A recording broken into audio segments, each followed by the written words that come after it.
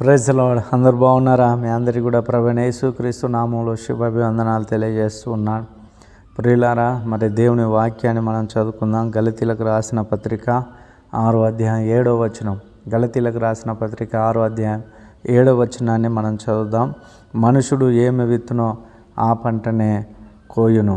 మనుషుడు ఏమి విత్తునో ఆ పంటనే కోయును. కనుక ప్రేమైన దేవుని బిడ్డలారా, మనం ఏది విత్తితే అదే పంట మనకు వస్తుందని దేవుని వాక్యం సెలవిస్తుంది.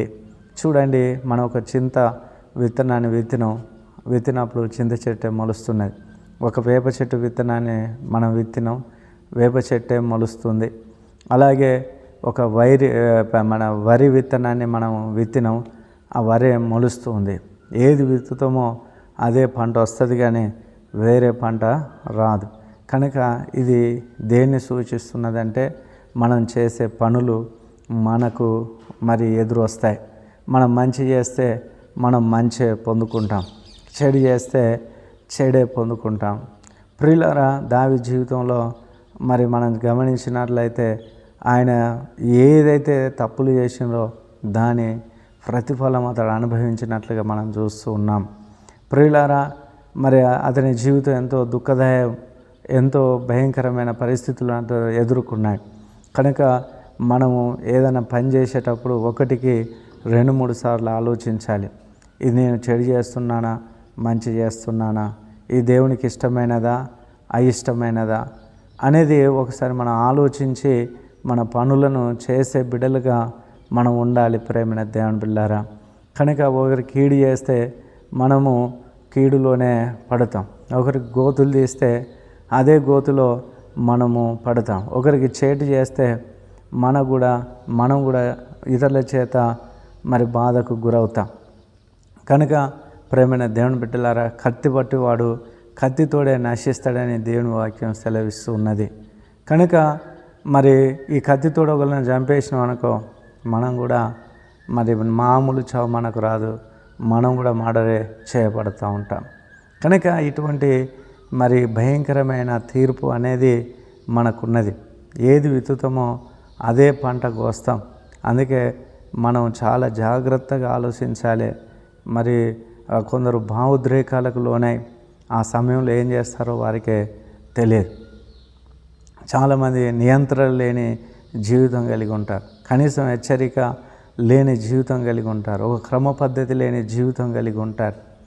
ప్రియులారా, మరి ఆలోచన లేని వ్యక్తులుగా ప్రవర్తిస్తూ ఉంటారు, ఇష్టం వచ్చినట్టుగా జీవిస్తూ ఉంటారు.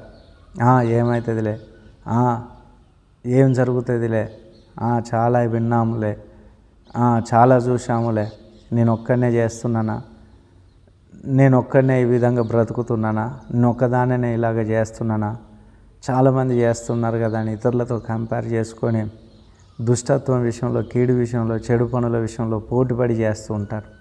ప్రియులారా, ఎవరు చేసినా అది వాళ్ళు ఏదైతే విత్తుతున్నారో అదే పంట వారికి వస్తారు. నీవేదైతే విత్తుతున్నావో నీవు కూడా అదే పంటను కోస్తావు. కనుక దేవుని వాక్యం నిరర్థకం కానేరదు. కనుక మనుషుడా, ఏమి విత్తుతావో అదే పంట కోస్తావని దేవుని వాక్యం సెలవిస్తున్నది. కనుక ఏ పనులు చేసినా జాగ్రత్త కలిగి ఉందాం. మరి ముఖ్యంగా చెడు పనులు చేసే విషయంలో 1కి 2 సార్లు, 2కి 4 సార్లు ఆలోచన చేద్దాం. ప్రియమైన దేవుని బిడ్డలారా, చెడు మంచిది కాదు, దాని పర్యవసనం చాలా తీవ్రంగా ఉంటుంది, దాన్ని మనం అనుభవించవలసి వస్తుంది. కనుక అలా మనం చేసే ముందు ఆలోచించుదాం. అందరం కూడా తలలు వంచినట్లయితే ప్రార్థన చేసుకుందాం. మహోన్నతుడైన దేవ, కృపగలిగిన తండ్రి, మీ ఘనమైన నామమునకు వందనాలు. మనుషుడా, నువ్వేది విత్తుతున్నావు అదే పంటకు వస్తావని చెప్పిన మాటను బట్టి వందనాలు.